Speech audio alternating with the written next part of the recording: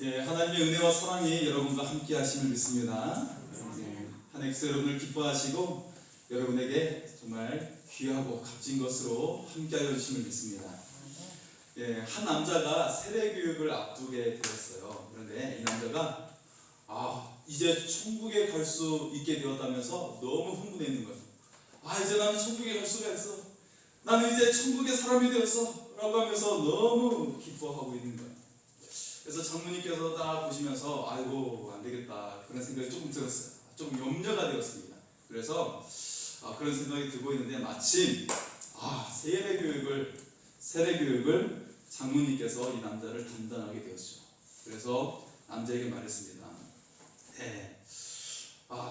구원에 대해서 이 남자에게 이제 정확하게 가르치고 싶은 것이죠. 남자에게 말했어요. 형제님, 자, 이 잉크통이 보이십니까? 이 잉크통을 물로 씻으면 어떻게 될까요? 그랬어요. 그랬더니 남자가 뭐 겉에만 깨끗해지는 것이죠. 뭐 통만 깨끗해지는 것이죠. 그랬어요. 그래서 장로님께서 말씀을 드렸어요. 형제님, 우리는 겉에만 깨끗해지면 안 되고 속 마음까지도 우리가 깨끗해져야 됩니다. 속 마음도 깨끗해져서 다 비우고 예수님으로 채워야 됩니다. 할렐루야. 우리가 세례를 받으면 우리가 겉으로는 거룩한 모습이 될 줄 몰라요. 하지만 우리가 이 세례를 통해서 속사람까지도 완전히 깨끗해질 수 있기를 소원합니다. 이게 바로 구원받은 자의 모습이에요.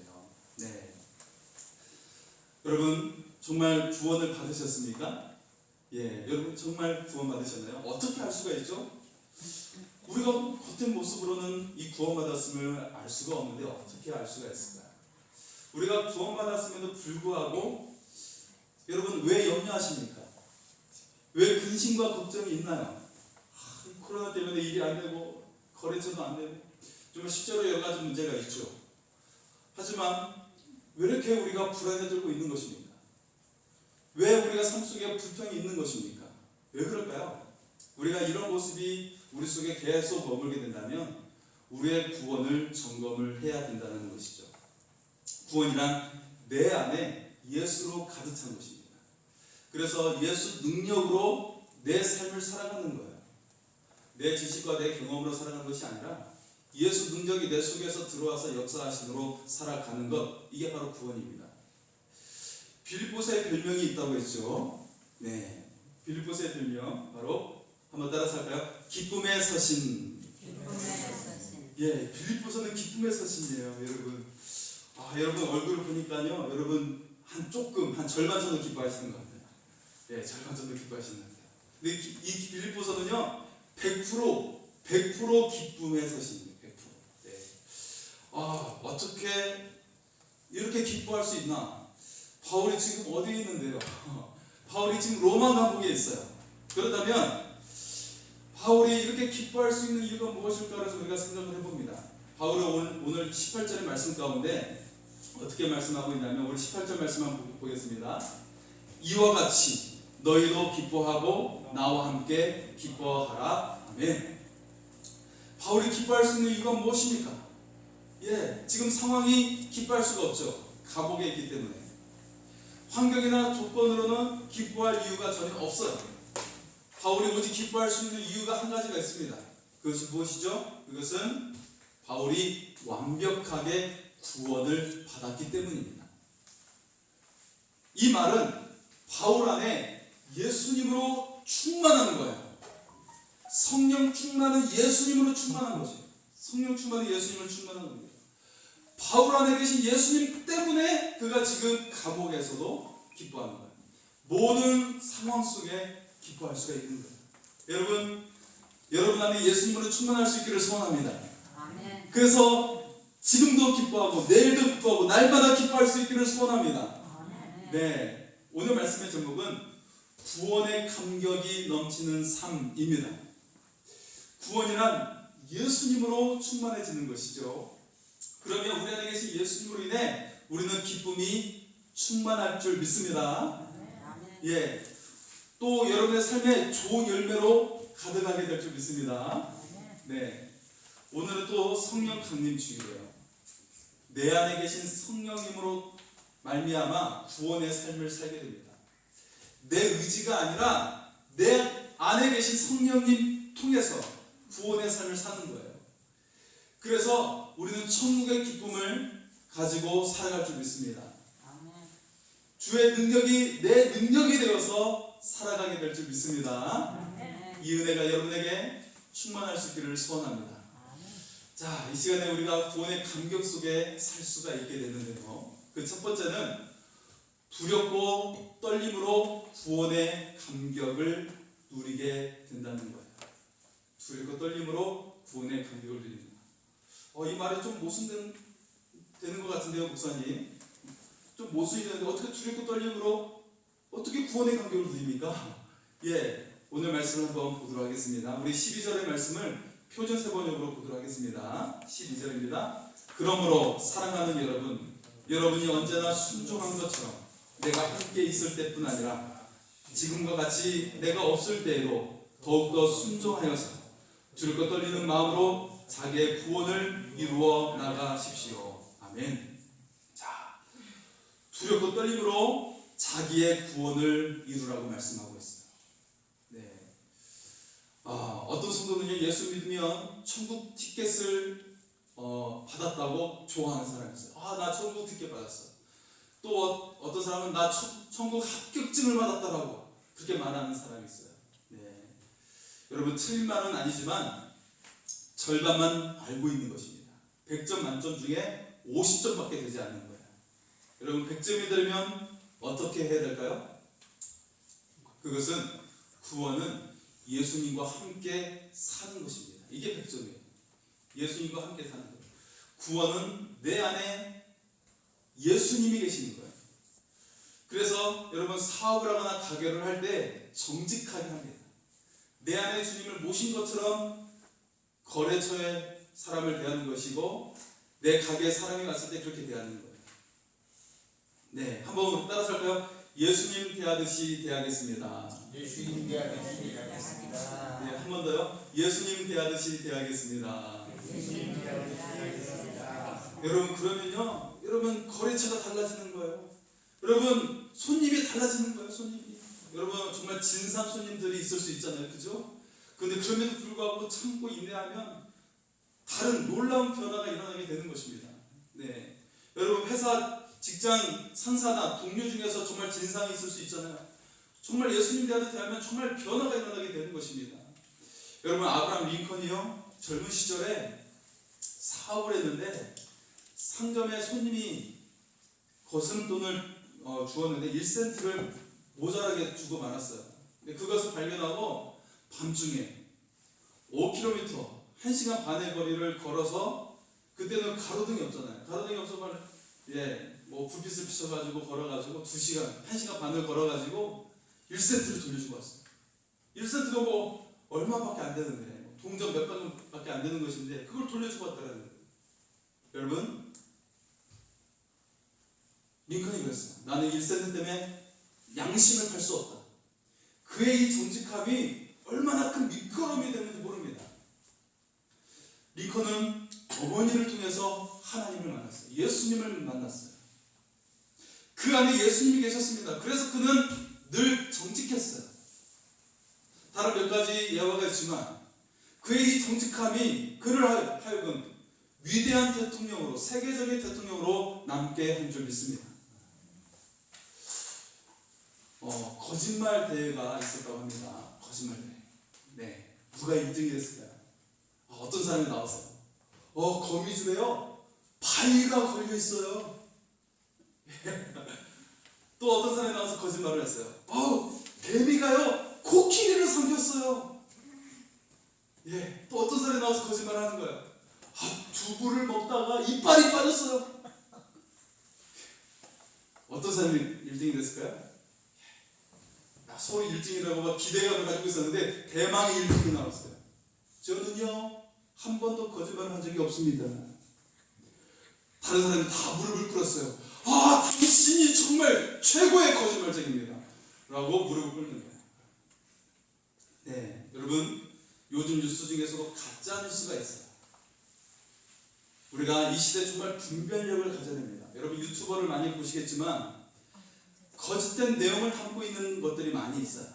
예, 영상을 편집해가지고 눈속임을 하는 것들이 있습니다. 여러분 분별력이 필요합니다. 주님을 믿는 사람은 거짓을 따르면 안 됩니다. 자신을 속이며 살아가면 안 되는 거예요. 이것은 구원의 걸림돌이 됩니다. 하나님께서 그걸 똑똑하게 보고 계시는 겁니다. 입으로 예수를 말하지만 실제로 예수가 없는 사람이 있어요. 여러분 심지어 강단에서조차도 예수님을 대신해서 어떤 교회의 이익을 위하거나 목회자 자신의 이익을 위하는 사람이 있어요. 그러면 안 됩니다. 양심을 팔아서는 안 되는 거예요. 하나님 똑똑히 보십니다.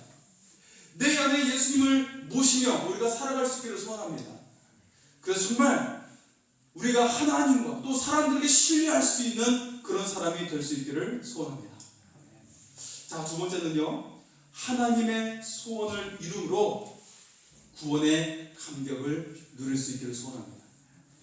네, 우리 13절의 말씀을 표준 세번역으로 보겠습니다. 하나님은 여러분 안에서 활동하셔서 여러분으로 하여금 하나님을 기쁘게 해드릴 것을 염원하게 하시고 실천하게 하시는 분입니다. 네. 하나님께서 어떻게 활동을 하신다고요? 우리 안에서 활동하십니다. 하나님이 어디서 활동하세요? 여러분 안에서 활동하시는 거예요. 한번 고백할까요? 하나님께서 내 안에서 활동하십니다. 네, 가슴에 손을 대고 내 안에서 활동하십니다. 할렐루야. 여러분 얼마나 대단하십니까? 얼마나 대단한 일이에요. 하나님께서 내 속에서 내 안에서 활동하신대요. 얼마나 이게 정말 감격스럽고 보통 일이 아니죠. 이거는 대단한 일입니다. 자, 이것이 바로 구원받은 증거가 되는 거예요. 자, 여러분 정말 구원받았나? 내가 정말 구원받았나? 이 구원받은 증거를 세 가지를 들 수가 있어요. 구원받은 증거 세 가지가 있습니다. 첫 번째는 속죄의 확신이에요. 주님, 저는 내 죄가 용서받은 걸 믿습니다. 내 죄가 용서받는 걸 확신하는 것. 이게 첫 번째예요. 두 번째는요, 내 안에 예수님이 오심을 분명히 믿는 거예요. 예수님이 내 안에 오심을 분명히 믿는 것이 두 번째입니다. 주님, 내 안에 계심을 믿습니다. 내가 하루 24시간 동안 주님이 나와 함께 하심을 믿어요. 여러분, 주님은요, 한 번 오셨다가 떠나가시는 분이 아니에요. 성령님은요, 오셨다가 떠나가시는 분이 아니에요. 이 예배는요, 우리가 주님을 고백하면 주님은 항상 임재하고 계십니다. 내가 못 느낄 뿐이지 주님이 임재하고 계세요. 이미. 여러분, 그 주님을 느낄 수 있기를 소원합니다.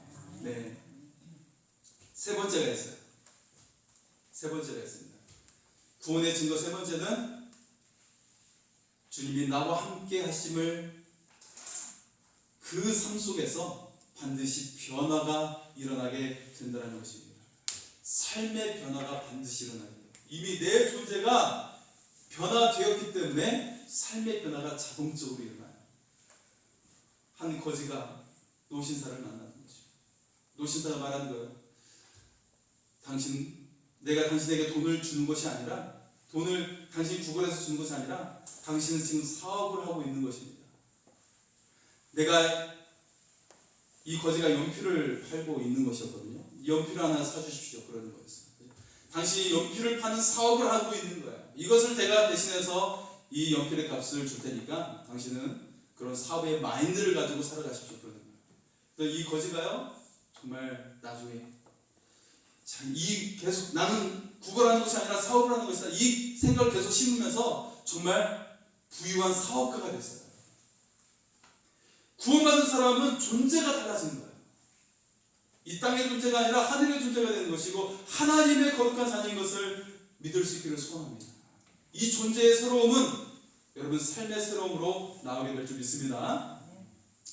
오늘 13절에 하나님께서 우리 안에서 활동하신다고 말씀하고 있어요. 여기서 하나님은 성령 하나님입니다. 성령 하나님이에요.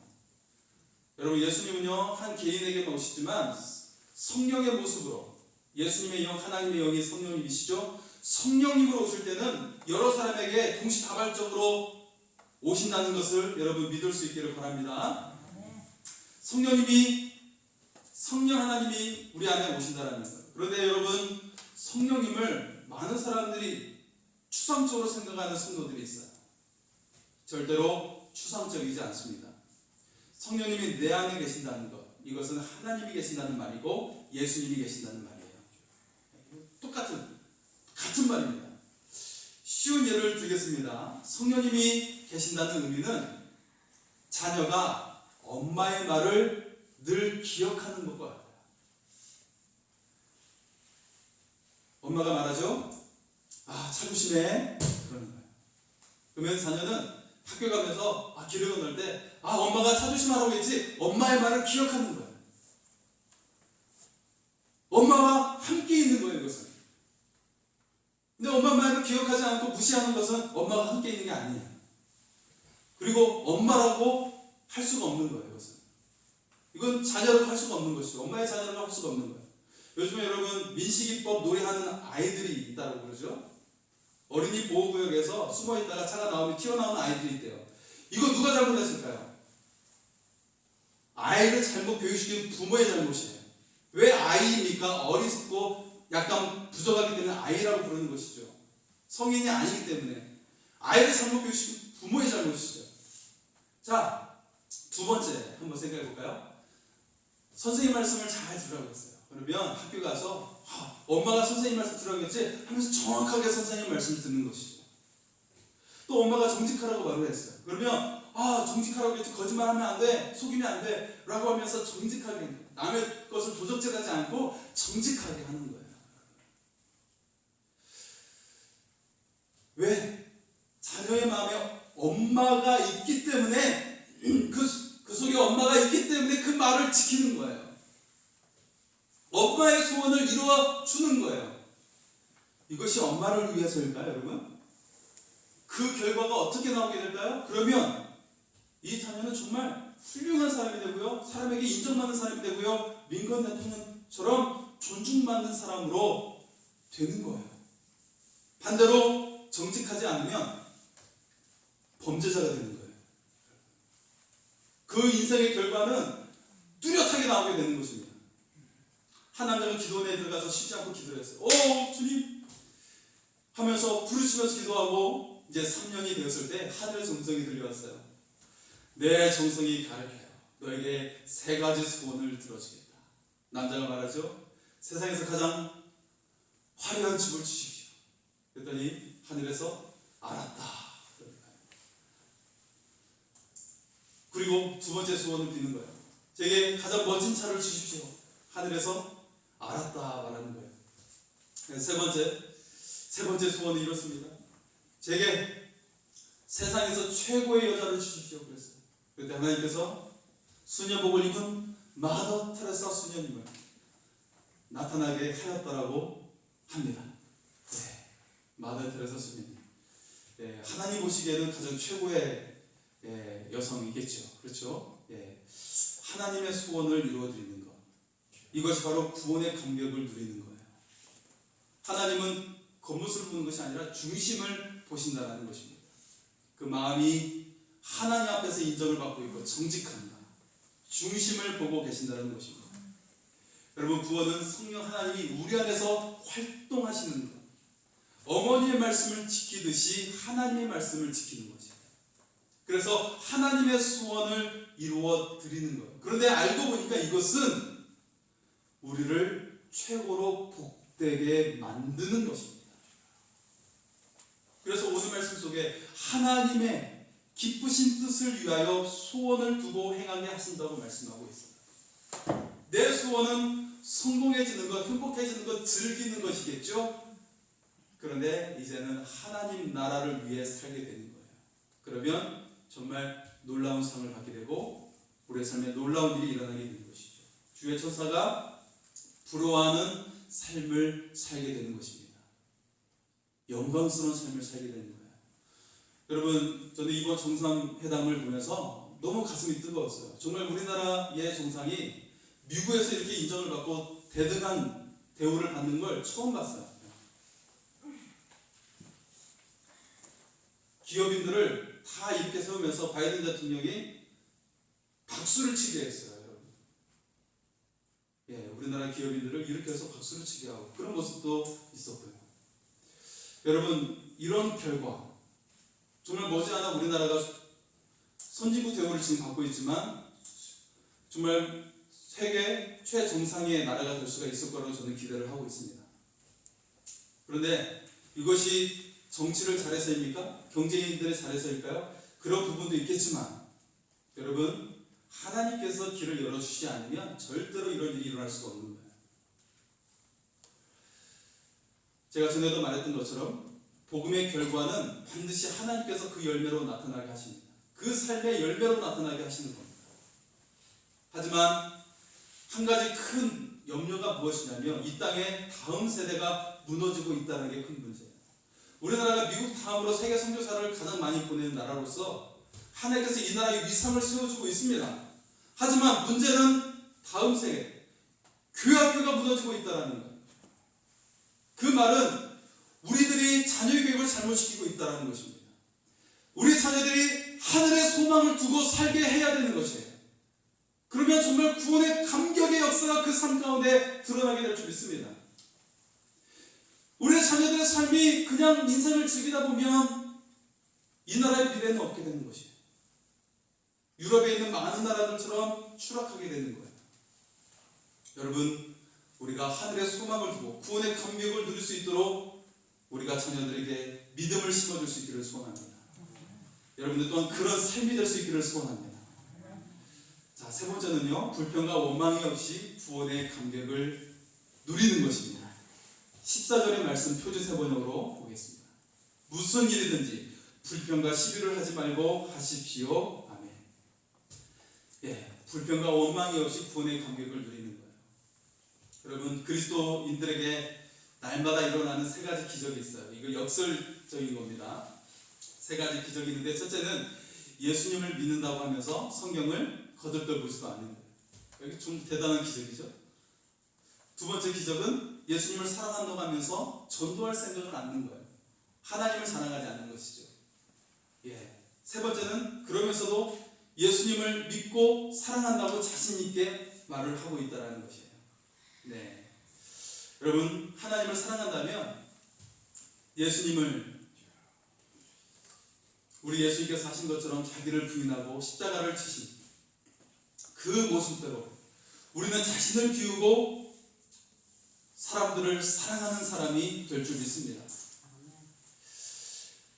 여러분, 불평과 원망은 분열하게 만들죠. 그래서 조직을 무너뜨립니다. 가정을 무너뜨립니다. 한 사람의 인생을 무너뜨립니다. 망가지게 추락시킵니다. 이게 불평과 원망의 결과예요. 이스라엘을 출애굽을 했습니다. 그런데 그 어른 세대들이 광야에서 다 죽게 됐어요. 왜 죽게 되죠? 불평과 원망 때문이었어요. 여러분, 불평과 원망은 하나님을 무시하는 겁니다. 하나님께 팔찜지고 등을 돌리는 게 불평과 원망이에요. 이게 불평과 원망입니다. 예, 여러분, 사람이 왜 불행해지는 것이죠? 그 인생이 왜 불행해집니까? 불행해지고 싶어서 불행해지는 것이 아니잖아요. 그 불행의 원인은 바로 모든 원인이 불평에 있는 것입니다. 우리가 항상 하나님을 인정할 수 있기를 소원합니다.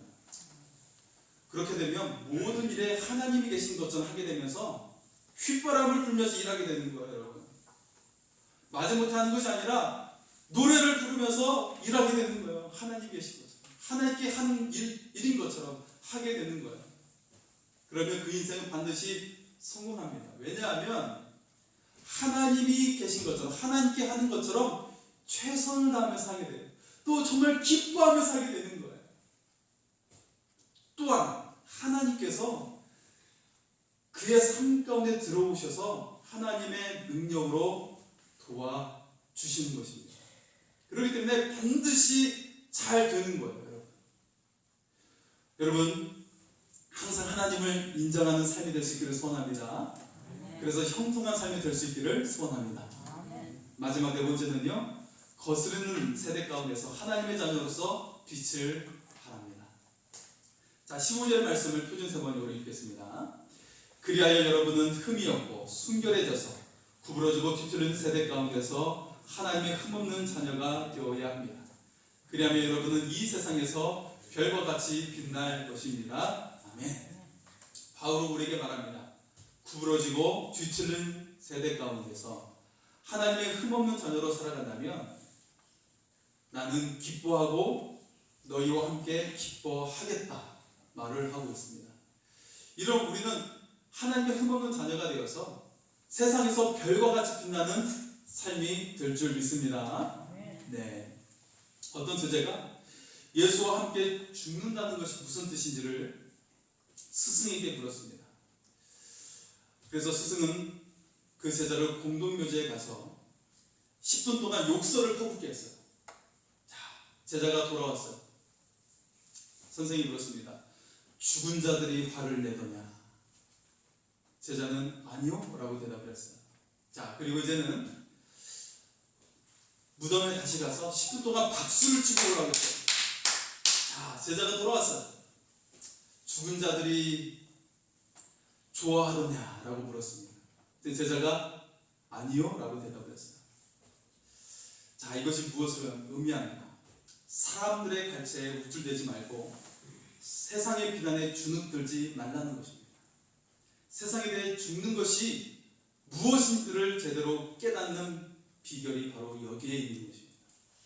여러분, 사람들이 여러분을 칭찬할 수 있어요. 하지만 속으로는 질투의 마음을 또 품기도 해요. 네, 사람들이 여러분을 비난할 수 있습니다. 믿는 사람 비난할 수 있어요. 하지만 속으로는 우리들처럼 하나님 믿고 싶은 거예요, 여러분. 그들은 죽음에 대한 확신이 없습니다. 하나님 나라에 대한 확신이 없어요, 여러분. 그들이 비난한다고 주눅들 필요가 없는 거예요.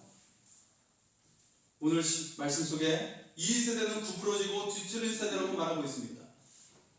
세상에 대해 말하고 있는 겁니다. 이 속에서 하나님의 흠없는 자녀가 되어 빛을 발하라고 말씀하고 있어요. 이것이 어떻게 가능할까요? 신앙생활은 곧 성령 하나님 안에 거하는 것이고 성령 충만한 삶을 살 때 자연스럽게 나타나게 되는 것입니다. 너희 안에서 행하시는 이는 하나님이라고 분명히 말씀하고 있어요. 내 안에 계신 하나님을 통해 두렵고 떨림으로 구원을 완성시키는 겁니다. 하나님의 흠없는 자녀가 되어서 빛을 발하는 인생이 되는 것입니다. 이 빛은 나의 빛이 아닙니다. 우리는 스스로 빛을 낼 수가 없어요. 이 빛은 바로 내 안에 계신 주님의 빛입니다. 예수님을 모신 사람은 그 안에서 빛을 발하게 되는 거예요. 그래서 내 인생이 보석 같은 인생이 아니라 보석 자체가 될 줄 믿습니다. 또 그 인생이 순금 자체가 될 줄 믿습니다. 한번 여러분 옆 사람에게 주님이지 여러분 안에 계시기 때문에 한번 고백하겠습니다. 당신은 보석이십니다. 주님 보석이십니다. 정확하게 고백할까요?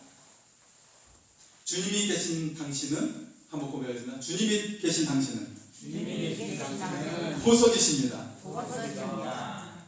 네, 여러분 그런 줄 믿습니다. 네. 여러분 주님을 모신 사람은 보석입니다. 여러분 자체가 보석이에요. 그리고 구원의 감격을 누리는 삶을 살게 될 줄 믿습니다. 주체할 수 없는 기쁨과 감사가 샘솟게 될 줄 믿습니다. 그래서 날마다 생명의 역사가 일어날 줄 믿습니다. 무너진 인생이 일어나게 될 것입니다. 구원의 감격 속에 어둠의 권세가 떠나가게 될 것입니다. 막막한 문제도 풀리게 될 것입니다. 육체의 질병도 고치게 될 줄 믿습니다. 모든 연약함이 떠나가게 될 줄 믿습니다. 예수님과 함께하고 구원의 감격을 누리는 삶이 될 수 있기를 소원합니다. 우리 이 시간에 고백합니다. 나의 안에 거하라. 예, 우리 이 찬양으로 우리 주님께 나아가겠습니다. 우리의 모든 삶 속에서 지켜주시는 하나님을 고백하겠습니다.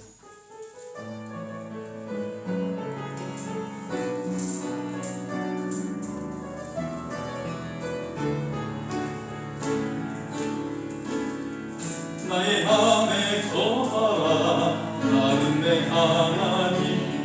환난 가운데 모든 환난 가운데 너를 지키는 자 두려워하지 말라 두려워하지 말라 내가 널 도와주리 놀라지 말라 내 손 잡아주리라 내가 너를 지명하여 불렀나니 너는 내 것이라 너의 하나님이라 내가 너를 고대롭고 정결하게 여기노라 너를 사랑하는 내 여호와라 나의 안에 거하라 나는 내 하나님 모든 환난 가운데 너를 지키는 자 두려워하지 말라 내가 널 도와주리 놀라지 말라 내 손 잡아주리라 아멘 내가 너를 지명하여 불렀나니 너는 내 것이라 너의 하나님 내가 너를 고대롭고 정결하게 여기노라 너를 사랑하는 우리 일어나셔서 내가 너를 지명하여 불러나니 너는 내 것이라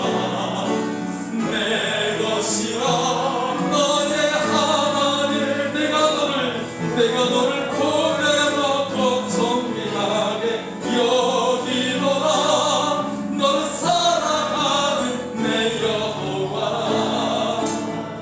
이 시간 기도하겠습니다. 예수님으로 충만하게 하여 주옵소서. 예수님으로 충만하여 지게 하여 주옵소서.